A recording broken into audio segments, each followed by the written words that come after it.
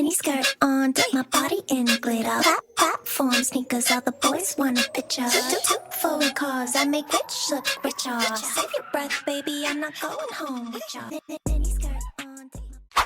Special thank you to Smart Labels for sponsoring this episode of the A Little Bit A Lot podcast. Guys, Halloween just passed, and do you want to know the one thing I struggled with this year? Figuring out which storage container I even put my Halloween decorations in. I had to literally pull each container out and check them all because I couldn't remember which item was where. Each year, people get their holiday decorations out, and inevitably they can't find that one thing they want to put out. So with Thanksgiving and Christmas coming up, save yourself the hassle and try Smart Labels. They help you catalog all the stuff you're putting in your storage containers, so when you go to find everything again, it's as simple as a search in the app. If you want your storage to stay organized, search for Smart Labels on Amazon or visit qrsmartlabels.com. Hello. You are now tuned in to the A Little Bit A Lot podcast. I'm your host, Kristen, and we are back with another banger. This week is such an exciting week because I have a special guest, and that is my dad, Lowell. Okay, don't get mad at me, but I've always wanted to do this. Hello. I love it when you do that. I love it when you do that greeting. Hello. Did it come out right? Hello. Hey guys, how you doing? Oh my gosh. Yes, everybody give my dad a warm welcome. It's been a long time coming, but I knew that I wanted my dad to have my dad on the show. In season 1, we're not waiting until season 2. We're getting the big banger. Oh, we getting it in. Exactly. Yeah. So, how has your week been? My week has been. I've been working on some portraits and stuff like that because I'm an artist. So, my week has been magical and fantastic. Oh my gosh. Yeah, that's good to hear. Magical and fantastic. I get to hang out with my baby. Yes. I know I mentioned before that my dad lives in Grand Rapids, so he's about 2 hours away from me. So anytime that we get to hang, it's always a good time. Always a good time. Always a great thing. I love it. Yes. Like, me and my dad are very close, and I feel like I've always been like a daddy's girl, and my sister's always been like a mama's girl. Yeah. Well, that's true. You're first of borns, and that's a nickname that I came up with for you, first of borns, because you changed my life when you came into existence, and all my life changed my life for the better. Oh. Yes. That's so sweet. You're an amazing daughter, man. You're amazing. You're an amazing kid, and I love you so much. Thanks. I love you too. And thanks for having me in the building. Yes. So I think it's really special because me and my dad have a really good bond, and I feel like we always have telepathy. Like, sometimes if there's something going on, and then I'm just I just feel it, and I call my dad, and I'm like, how are you doing? Like, what's up today? And it's like vice versa. No, it's the same way with me. Sometimes if I think about you hard enough or long enough, I'll just hit you up. But I try to make it here at least, once a month. I try to. Yeah. But it's the same thing, and it's a bond. I think for me, the way I feel about it is beyond telepathy. Mm-hmm. Yeah, I'm serious though, because sometimes you'll just run across my mind, and next thing I know, you're FaceTiming me or I'm FaceTiming you. So. Yeah, that's true. Me and my dad FaceTime a lot. Like, if we don't talk every day, it's pretty much every day. No, it's every day. It's every day. And I ain't mad about it, but it's every day. All day. Yeah, I talk to my dad the most. Always have, since day one. It's any minor inconvenience, I'm calling my dad. I lean on my mom too a lot, Yeah. But I just feel like with your parents, you lean on them in different specific ways. Right. And I just feel like you really understand me. And not saying that mom doesn't, but, right. It's just, you always have a different bond with your parents, and parents have different, specific things that they bond with their kids. It's all a unique experience. Right. So, yeah, like... Well, you're going to have a different bond with your mom Right. than you are with me. But ours, I think, surpasses, and I feel the same way about your sister, too. Ours surpasses the father-daughter bond. You know what I'm saying? Right. Like, we just really click. And, you know, me and my dad and my sister, we all have, like, you know, common interests. Like, we like K-pop. I don't know if I mentioned that on the pod before. That I'm not just, it's not just me. No. Stan. No. And it's not just you.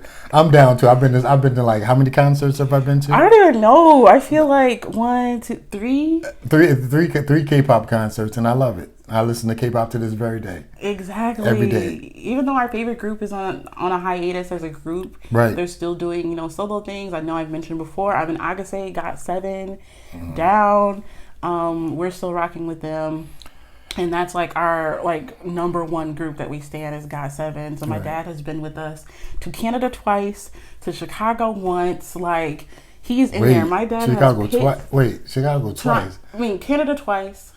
Chicago. Once. But I went to Chicago twice, but I didn't go. Did. Right, but I didn't go to the concert. I just took you guys there. That's true. And I messed up on that one. I should have been down with that.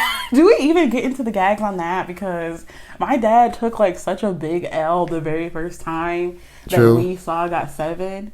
Our very first K-pop concert. I was hating so bad. on GOT7. Then I became a stan. So exactly. Like, he was just like, I don't really understand. Like, this just isn't it. He just wasn't clicking with it at first. He hadn't found his song. No. You know? So when we were on the way, we needed a ride to Chicago. Mm-hmm. So my dad took us and he's just like, I don't get it, but I'm still going to support you guys. He dropped us off, went back to the hotel, and then me and my sister turned up. And then on the way home, we get home. Later that night, I leave. And Janae's like, I think I have to go to work. You were at work. I was still living at home at that time. I was at work. I come back. Next thing you know, he's a stan. And Janae's like, yeah, I played this song and this song, and like now he's in it to win it. I'm in it to win it. But I've been down ever since, and no looking back ever since. So yes, that was just so funny to me that he missed that first opportunity to go to that concert with us. But then after that, Dad said, I'm going to pull up. Like, we literally had floor seats. Me and my dad were next to each other. My sister Janae was my God, a row behind us. I love that concert. I love that. That was the Eyes on You tour. Eyes on You tour in Chicago in Toronto. No, yeah, in Toronto. Yeah, that was the Toronto one at the Scotiabank Arena. Which was, we always have an inside joke that when I first got to Let me tell you. So, this guy, I sent her. She went down to get in line, and me and her sister, we were back at the hotel. So she goes down to get in line and save a spot for us, and something popped off, and we were like, no, we couldn't find you. We couldn't find you, something like that, and we said, where are you? She says, this guy says, I'm at the Scotia. I'm at the Scotia Arena. I never heard. Like, what is that? No, it was where we had already gotten to the venue and we did a pre-tour. Remember, we pulled up to the arena and we were like, we're gonna survey the area the day before the concert. And then we're standing on the corner and we're like, well, there's the arena. And I'm talking to you and Janae and I'm like, yeah, the Scotiabank Arena. Scotiabank Arena. The whole trip I had been saying, it's at the Scotia. It's at the Scotia. Neither one of them for the last day ever said anything to correct me. I didn't put it together until I looked up at the sign. I'm like, this is Nova Scotia, not Scotia, right? But anyway, I'm like, here's a young lady who is a member of when she was in school, National Honor Society. And she comes out with Scotia or Scotia. Like, I am so bad at pronouncing stuff. Like, I never know. I always, if there's a word to say, I'm gonna say it wrong the first time. It's all good, man. It's all good. Yeah, that was such a funny. That was yeah, but it was a fun show. It was good. Plus, it was good to get away. Yeah, it was. We love our trips. Like, we always have a good time. Love our road trips. And that's why I'm always just so thankful that we're so close, because some people take trips with their parents and they're like, this is a nightmare, get me out of here. Right. But, you know, I look forward to the trips. Like, the ride there, we always get to jam out, you know, listen to new music, expose you to new music and stuff. And it's always a good time. So. But even when I was married to your mom, we would take road trips and go places as family, and we always had a great time. Yeah, it's always a vibe. Like, always a vibe. Yeah, traveling with mom, it's always a good time. The only time it's been slightly unpleasant is like family reunions, but those are like trips we don't want to go on. Nobody wants to go on those. Yeah. So yeah, that's just a little tidbit that you guys didn't know about me, is that I always mispronounce things. What is Scadia? Didn't know. But low-key, she's still a genius, though. Yeah, Dad always says that. You're like, I thought you were a genius. And I'm like... I don't mean to cut into you, but... No, yeah. But yeah, so the first thing that I wanted to talk to you about, you guys already know I have my notes here. And I thought about it, and I'm like, what are just some things that I want to ask my dad about, or things that I think that are cool about him that I want the audience to know about? And the first thing that me and him talked about not too long ago was that he did radio work. Yeah. So I kind of just wanted you to just like briefly touch on the fact that you did radio, because we talked about how like I feel like I'm kind of naturally, I have to toot my own horn, but I feel like I'm naturally good at podcasting. Well, you are. Thank you. And I like it, and I really, really enjoy it, and I love talking, and I feel like I've kind of gotten that from you.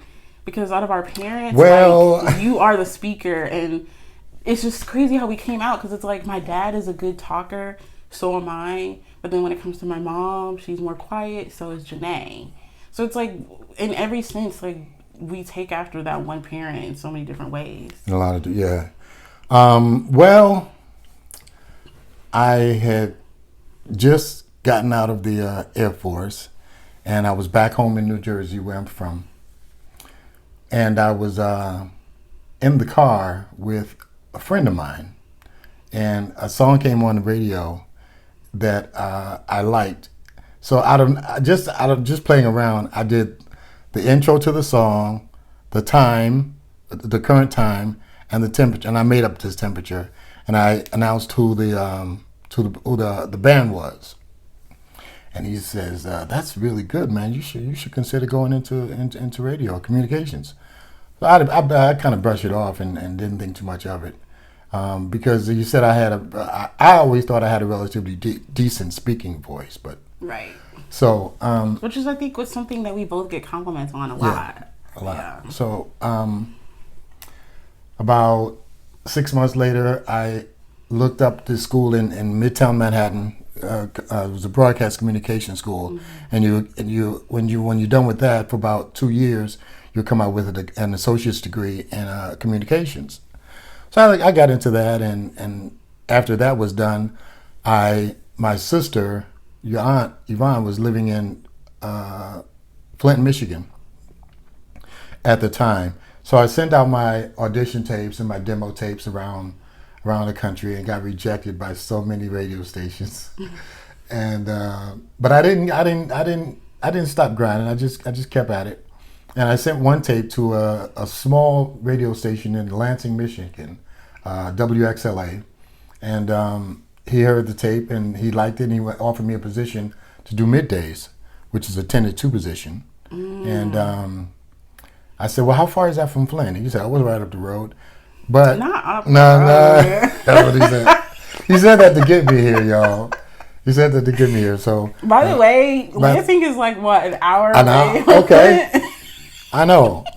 So I fell for it, but I had a sister. My sister was living close by here at the time, so I took the job, and that's how I got into radio. That's how I started. I did middays at WXLA in Lansing for a couple of years, and I worked at 2 other different radio stations.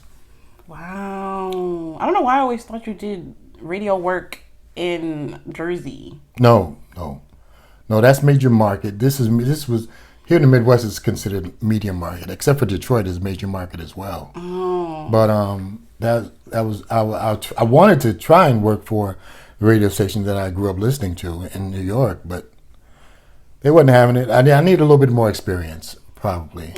See, that's just the annoying thing. It's like, how are you going to get experience without someone letting me get the experience? Well, the guy, that's true. Well, the guy that heard my tape and hired me in Lansing, he knew that I didn't have much experience. So that's when he offered me the position, and that's how I got the experience doing broadcasting. Oh my gosh. I never heard like the full story of your radio introduction. That's just so crazy to know that like you got rejected so many times, but you were like, I don't know, I think this is something that I can do, and you just stayed persistent and kept trying, and it worked out. Right, and what I had to do was I had to do some board work. That's when you work the board at the radio stations and then in the mixing rooms.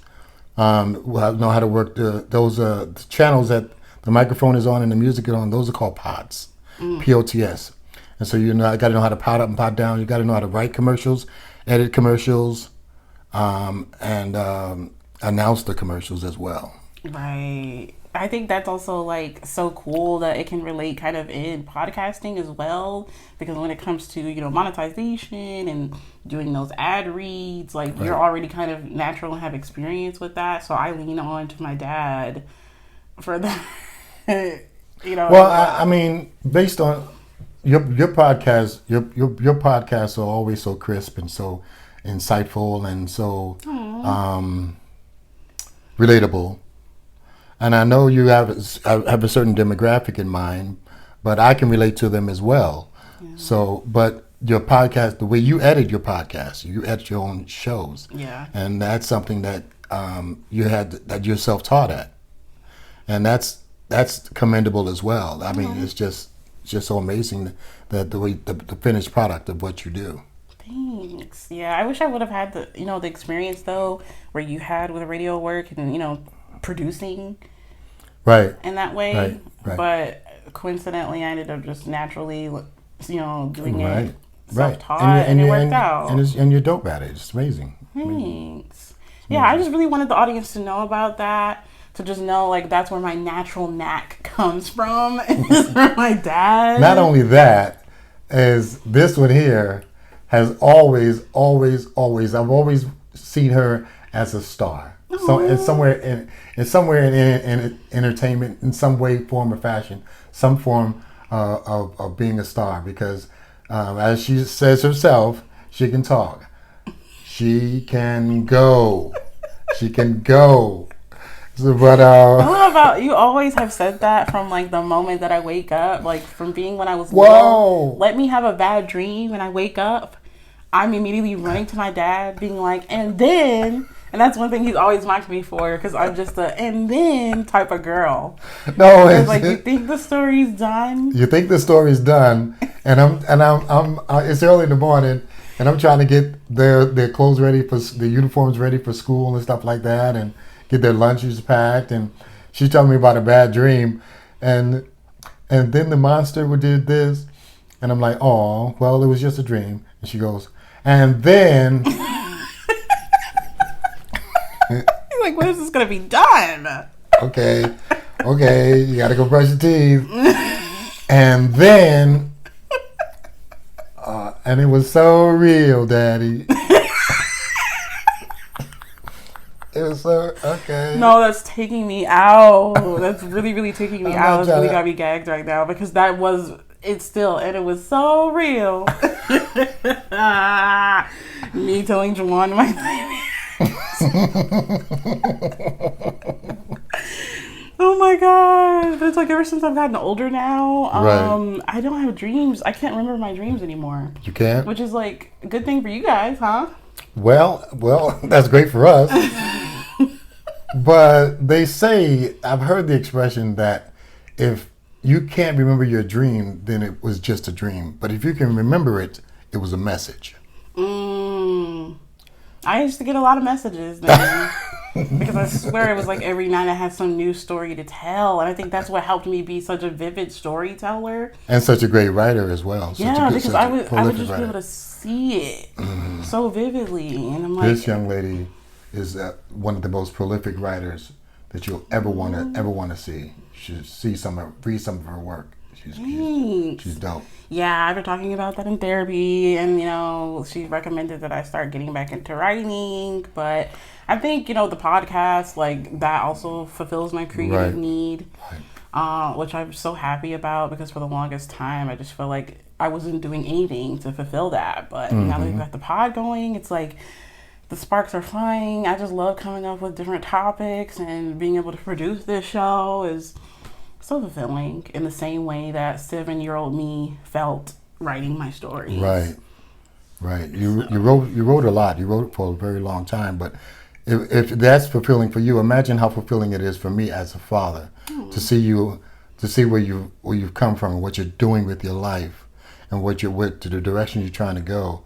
I come from a very, very, very rough neighborhood back in New Jersey, and I could have gone in a totally different direction, because the hoodlums and the thugs, they were my friends too. Yeah. But I didn't want to make the choices that they made. Right. I had that type of foundation at home with my mom, and she guided me to a different path, different avenue. Yeah, and I think that's something that you wanted to instill in us as well. Right. And help us have, that good upbringing, and be able to let us be, creative, and you kind of just like let us go in any venture that we wanted to. And it's like, oh, you want to try this? Go ahead. Well, I've been down with whatever you guys want, especially you, because you've always been so creative. Yeah. I've been down with whatever you want, supported you, whatever you wanted to do, and I've told you from the time that you were little, you can do anything. You can do anything. Right. I'll give you a small example. I was doing something. We had a house, and I was doing something around the house, and she wanted me to teach her how to ride a bike. But I said, I kept, okay, I'll get to it. The next thing I know, I see some little girl with pigtails zooming down the sidewalk. She had taught herself how to ride a bike. And there was no, sometimes when parents teach a child how to ride a bike, they hold the back of the seat and stuff like that, and they guide them and whatever, so they don't fall over or tip over. Not you. You got on that bike and said, okay, well, Dad doesn't have time right now. I'll teach myself. That's the type of determination. Look where we are now. That's the type of person, that's the type of human being that you are. Oh, thanks. Yeah, I taught myself how to swim. Taught herself how to swim. Pretty much everything, because I just never have the patience, because my dad is such a creative person too, that he was always busy doing something, which I understood and respected. I'm like, okay, well, he's doing his thing, and I love that for him, so I'm gonna go do my thing too. Right. Because it's been like only 24 hours, because I didn't have enough patience. It's like, you said you'd help me get to it, but I was like, That's one thing about you, and I'm not gonna call it a flaw, but you've never been very, very patient about things that you wanted. Yeah, it's kind of like, I just gotta do it now, and if there's an itch. It was the same thing with this podcast. Like, yeah, I thought about it for about a good year, but then it was just one day where I was like, man, I can't take this anymore. Like, I just gotta do it. Right. And then just started it within a week. But it takes a lot of courage to step out and go down this lane and this road. It takes a lot of courage, especially a solo podcast. That's not easy.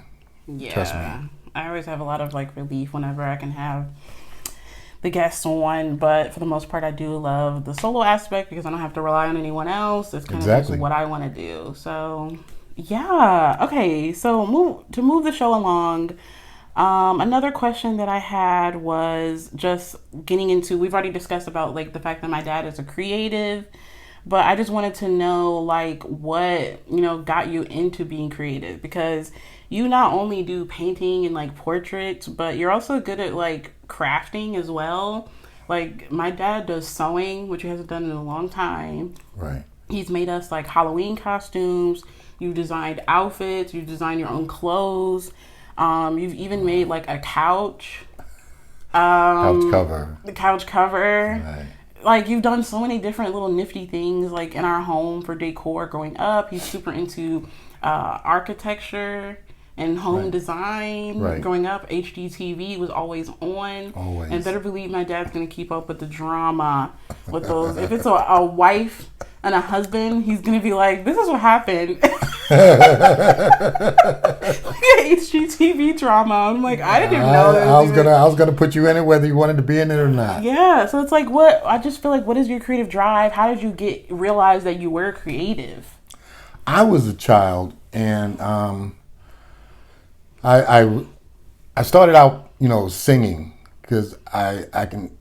My mom used to tell me, always wanted me to sing around the house or whatever, and one day I must have been about 8 or 9 years old, and I picked up a pencil and took some paper from my sister's notebook, and I just started scribbling, and that's when my creative journey started.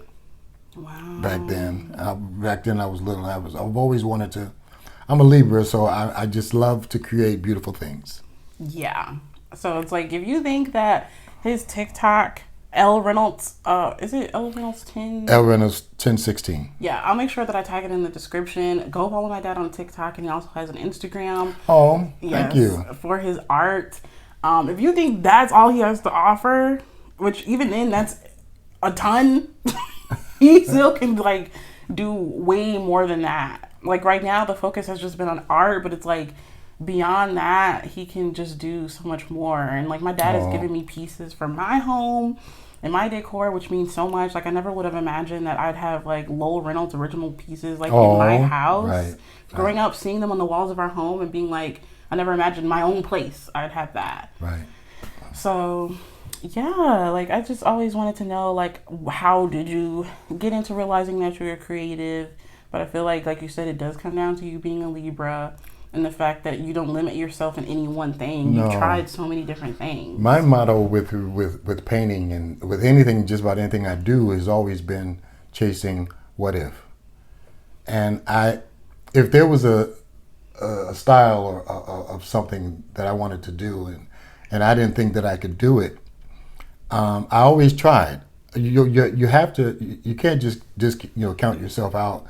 You have to give it a shot first, and I didn't. There was a lot of portraits that I've done that I didn't think I could do, and I look back at them now and I say, "Wow, I did that. I painted that." And that came out pretty good. I've sold a lot of work. I've had Yes, I've he's had a some selling success. artist, guys. Yes, I've had some success in selling my work. I've done several shows and solo shows, actually. Grand Rapids Art Museum. Yes. Big deal, guys. We had an event there. It was beautiful. He sold some pieces there. Was it prints? Sold some prints. Sold some prints there. Mm-hmm. So original artwork is available for shipping. So if you want to hit my dad in the DMs, he's got a ton of artwork, like, just sitting in the apartment ready for you guys. He's even got a piece that almost looks like this on the other side of my office. Like, anything you need, he's got it. Right. But I'm selling a lot, so you guys want to hit me up fast. So yes, like, it's just beautiful. And I feel like the thing that I like about my dad's creativity, like you said, is the what if. He never limits himself, and if anything, when he looks at it, like you said, if you think you can't do it, you're just like, well, I can try. Right. And I think that's also like something that's rubbed off on me that you've instilled in me, because you don't limit yourself, so you wouldn't want me to limit myself. No. So if there's anything that I put my mind to, I'm just like, okay, well, let me take a nab at it. But there's that itch if you don't feel right. it. But that's the thing about you as my daughter, and as just a person, a human being in general. You let nothing stop you. You let nothing get in your way. You all the hurdles, you just step over them, keep it moving. When the universe tries to come for you, they can't touch you. I love that. I love that about you. I appreciate that. I really do.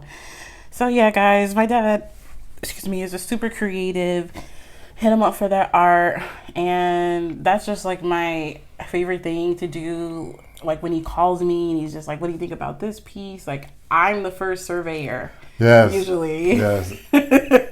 No, if my work, when I finish a piece, if my work can pass the Kristen test, and if she says, she gives me the thumbs up, or she says that's hot, that's fire, then I know I've done something right with the piece. So yeah, like rarely does my dad ever have a miss. Like, and that's just on everything. Like, I'm not capping to you guys. Appreciate that. Period. Okay, so I just really wanted to just touch into the radio and being a creative, just to, you know, let you guys know that my dad is a big Libra. Okay, we're really just a creative family as it is. And I think that that's rubbed off on Janae too, because she's super into craft. My sister, she's super crafty, and she's gotten into it now where she's like, if there's something I want to try, I'm going to try it. Candle making. Not only embroidery. that, she's a world-class nail tech. Yes, my sister's super good at nails. She's also really good at coloring, which it's like, I feel like the level of coloring that she does is kind of elite. Right. It's beyond what I can do. Very much so. Well, I don't know. But yes, so I have just a couple of questions here that I found from a website that was like things to ask your dad. And one thing I wanted to know was, what does a perfect day look like to you? I know this is random, but I was like, I don't know. I'm interested to see what my dad's perfect day would look like. Oh, because I spend since I'm retired, I spend like 90% of my time working on my paintings and painting. The perfect day for me, I'm always painting. I'm even painting right now. In my mind, I'm always painting. I'm always working on a piece. I just got to get it out and let it come down my arm and through the brush and onto the canvas. So the perfect day for me is to pick up a brush after I've had my morning coffee, of course. Of course. Coffee, sorry. Guys, my dad is always trying to take the Jersey accent out. But that's why I always say on and coffee, because of him. But it's fine. It's okay. Yes. But my perfect day is having my morning coffee and then picking up the brush and saying what adventures I can go on then with the paint and the brush, or finishing off a piece, you know. Right. So coffee and painting. Coffee and painting and hearing from my daughters. Seriously. Yeah. Coffee and painting and hearing from my daughters. Wow. Okay. Next question is, what's one thing you'd like to tell your younger self? I've always been curious about this. Don't be scared. I was very, very fearful. I was very fearful, like a lot of people. I was afraid of failure. I was afraid of rejection. Yeah. And because those things can do a number on your mind and your ego and your confidence. But I would tell my younger self, just jump. Like for example, like you did with the bike. You could have, when you teach yourself how to ride a bike, you could have fallen off the bike and scraped your elbow and scraped your knee and gotten hurt really bad or whatever. And by the way, she didn't even have the mindset to put on a helmet. Oh my gosh. Because she knew she was going to succeed at it. That's what I think. Yeah. So rarely when I jump into things do I think I'm going to do bad. Right. That's what I love about you. That's what I love. I want to be like you when I grow up. But check this out. So after I would tell myself, well, that's not going to work for you. Don't try that. You know. But then I thought, because it was like, you ever heard the sour grape story? Mm-mm. There was this wolf, and he was hungry, and he was walking along the road, and he saw some grapes hanging on a vine. And he jumped and he jumped and he jumped and he jumped, and he couldn't get those grapes. He jumped all morning, jumped all afternoon, and jumped all night, and he couldn't reach those grapes. And as he was walking away, he says, "Oh, they were probably sour anyway." You know what so the point is, you're hating on the grapes because you couldn't get to them. Right. You know, so I would tell my younger self, don't hate on the grapes, man. If you can't reach them, just jump higher.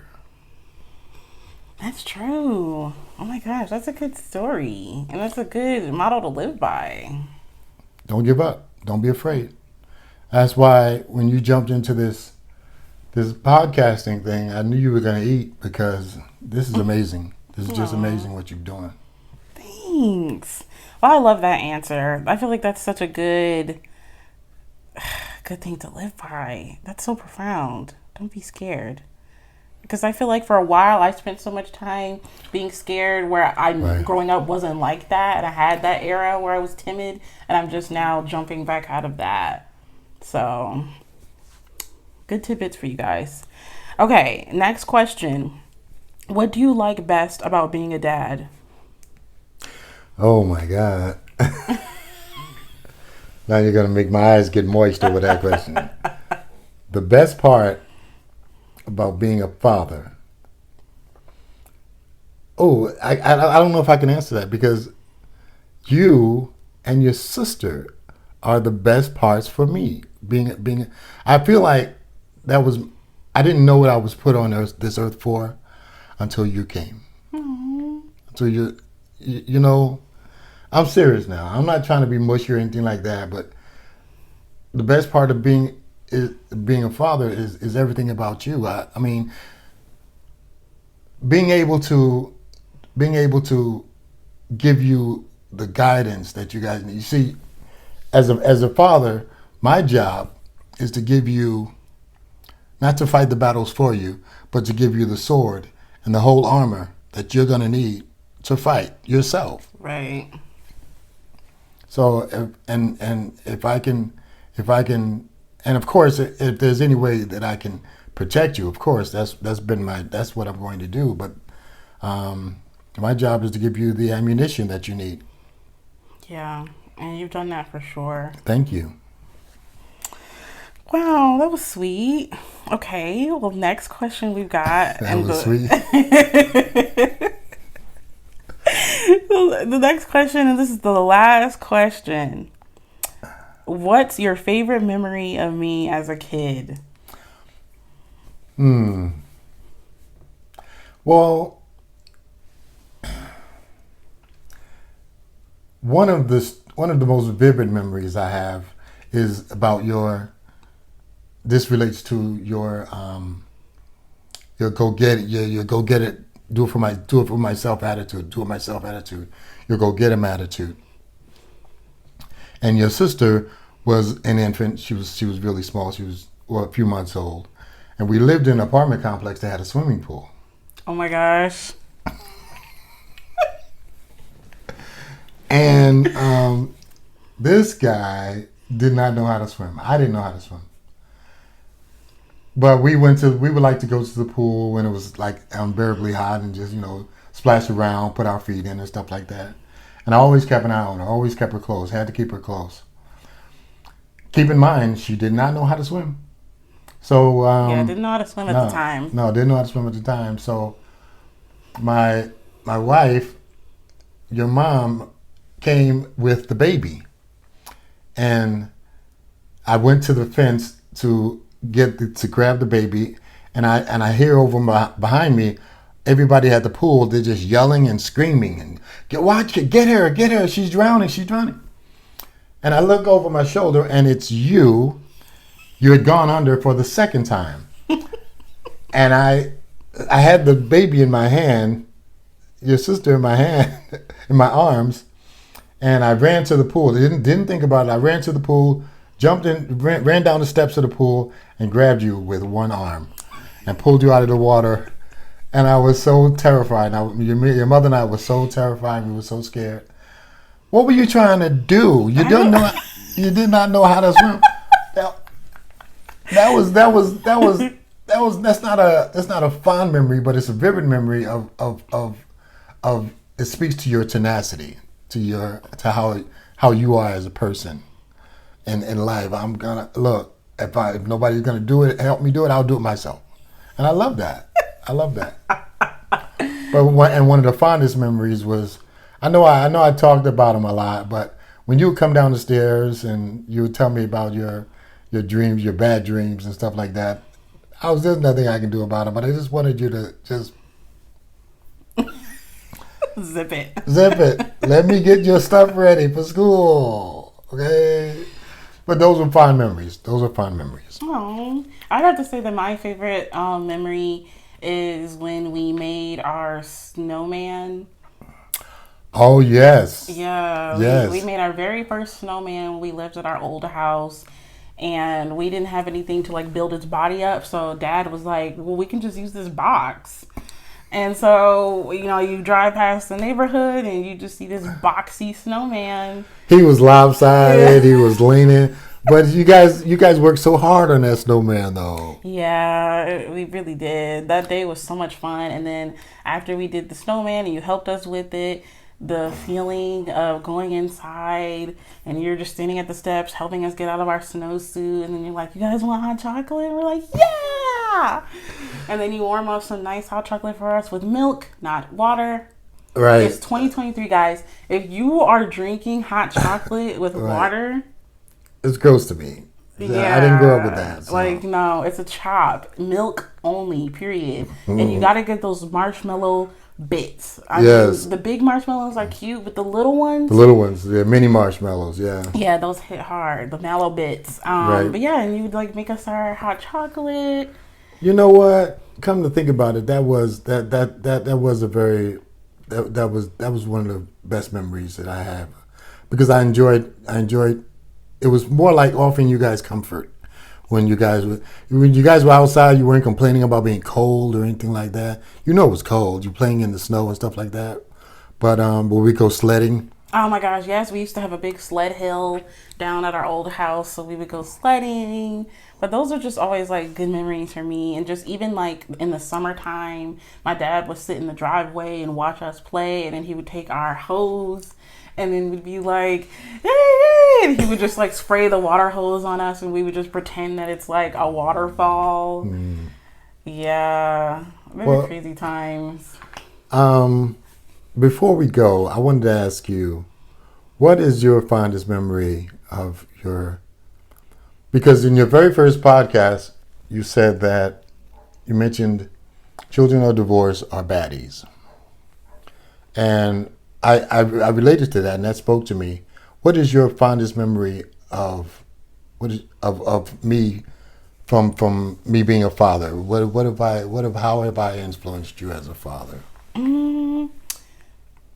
I think, well, like I said, you being there to give us that comfort after, the hot chocolate and us playing outside. And I just think, overall, it's just your presence. Like, it's so hard right now, other than those examples, to come up with like a specific example. Right. But just in general, like you just being there. Like, you've always been just such a present and comforting dad. And anytime there was something going on, like, an award ceremony or like my cheerleading competition, being able to like find you in the crowd and look at you and, your smile is just like everything to me. And I think one memory that I can think of that I really, really love is the fact that you were really involved like in my school in elementary as well. And my dad would come to the school for celebrity reading day. Right. Oh, yeah. And I never understood why, because you're not a celebrity. So it's like, what is that about? But it seemed like it got into the I know it got to the point where everybody wanted Kristen's dad to come to the school and read for us, Yeah, that's the gag, that my dad, I guess, is the celebrity of my elementary school, because to this day, people kind of just like, when they see me or I run into people, they immediately ask like, "How's your dad?" Because everyone at my school knew my dad, and I feel like if anything, it kind of just made us like a popular family, to be like, "Oh, the Reynolds family." We participated in after-school programs. We had this one program which was like a family-driven program, where families would come after school.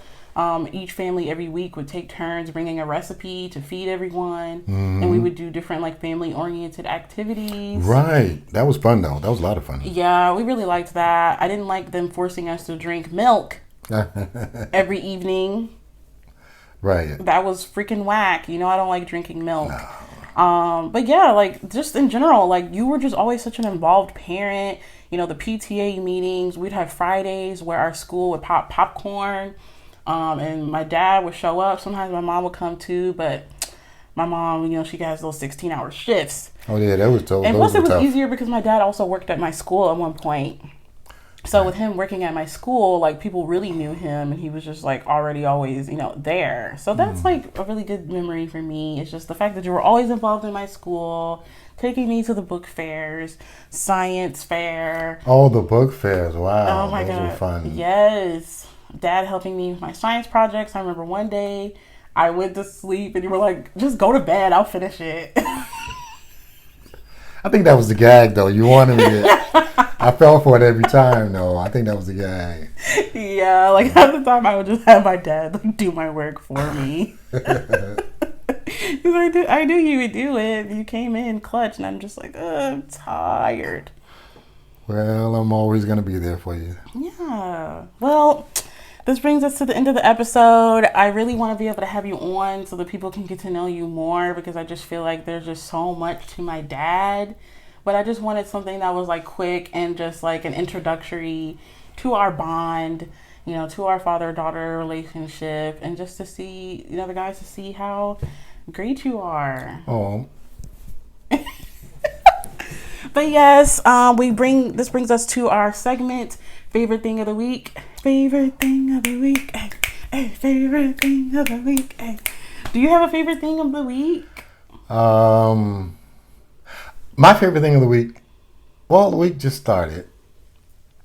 So, no, wait a minute. My favorite thing of the week is it could have been this past week. This past week. I worked on this piece. You guys go to my TikTok and you'll see my latest piece of this lady with this this huge afro, and I'm calling the piece "Don't Touch My Hair."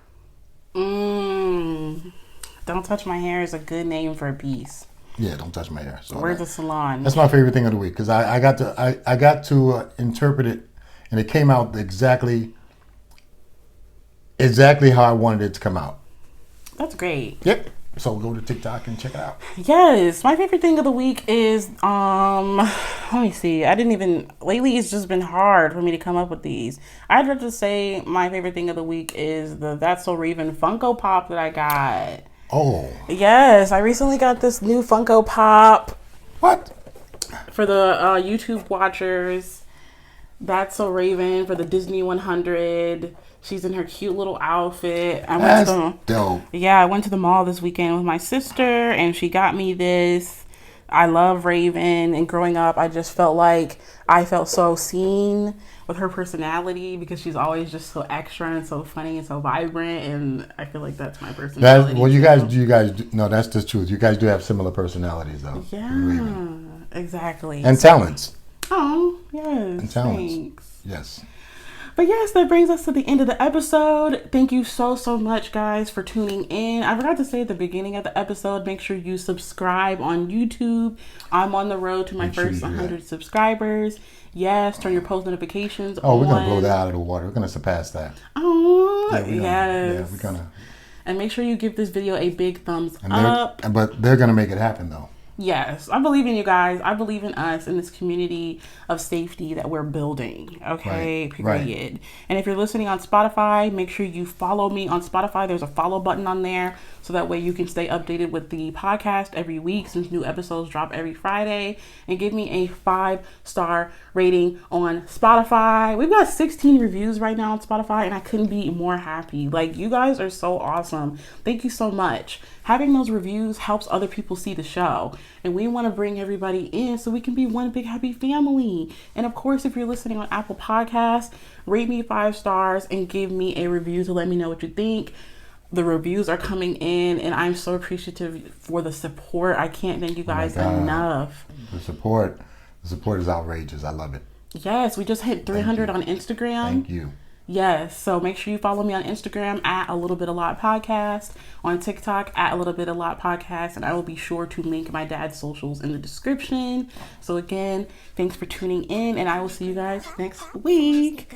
Bye. Cause I make rich look richer. Save your breath, baby, I'm not going home with ya.